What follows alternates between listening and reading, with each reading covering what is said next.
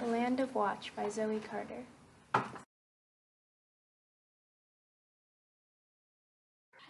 Ruby strolled down the worn dirt path next to her house. The path, she knew, would continue for almost a mile before it came to her favorite tree in the redwood forest. The familiar smells of the forest comforted her as she walked. The soft earth felt nice under her short leather boots. A nice crackling came from under her boots, caused by fallen sticks and dead leaves. Ruby looked up, surprised, realizing she had reached the tree. The tall, ancient tree spread its red boughs above her head, dotted with green leaves. She always felt small under the tree, though she was quite tall. But who wouldn't under the tall tree? She did the thing she always did when she first got here. She ran to the sign that said, "Here is the oldest tree in the forest. She is over 200 years old and over 100 feet tall. Her name is Ruby."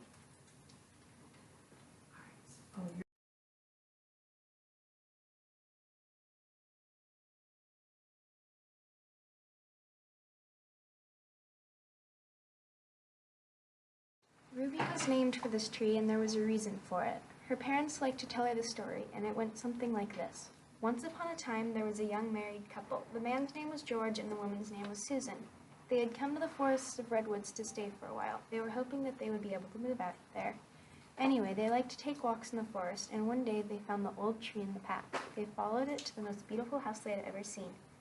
It was painted baby blue with white trimmings and had a huge fenced-in backyard. In the backyard, there was a willow tree. The best part was the for sale sign in the front yard. So the young couple came back and bought the house and found it had 5 bedrooms and a finished downstairs. Years later, they had a baby girl and named her for the tree that had brought them their house. And the name was quite fitting, for she had red hair and green eyes. And later they had another girl and 2 boys. The end.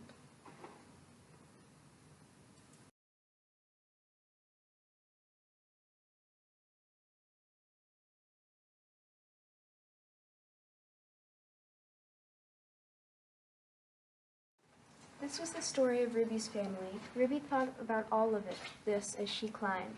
Then she noticed a strange glimmer on one of the branches, almost metallic seeming. She reached it and found a whistle. It had lines and dots and seemed to have a word written on it in a different language. On it was a yellow note with a warning.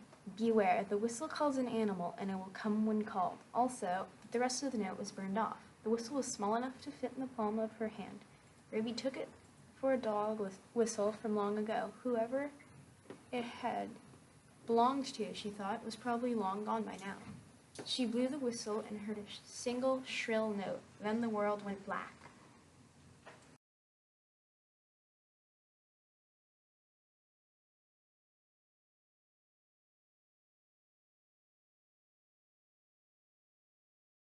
Ruby came to on top of a grassy hill dotted with violets, buttercups, and daisies. The earth smelled sweet and fresh. "Am I dead?" she asked aloud.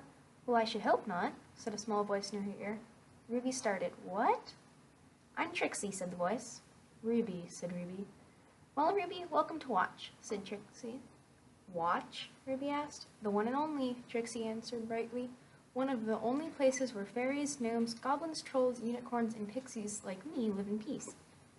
"No, what?" Ruby said. "Yep," Trixie answered. Ruby then looked at Trixie and realized that she had bright green hair, a small dress made of a leaf, and was about 3 inches tall. Oh, and she had glimmering translucent wings. Trixie waved a tiny hand for Ruby to follow and zipped off.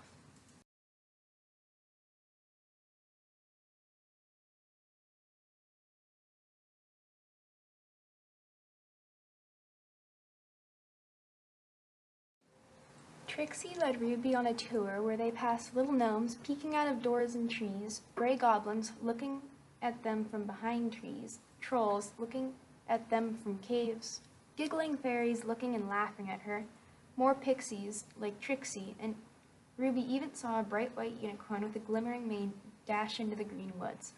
Trixie led Ruby all the way back to the grassy hill. "Wait, how will I ever get home?" Ruby asked. "Well, you got here, didn't you?" Trixie replied. Then she zipped back into the woods, calling, "Whatever you do, don't blow that whistle if you want to live." "What?" Ruby said.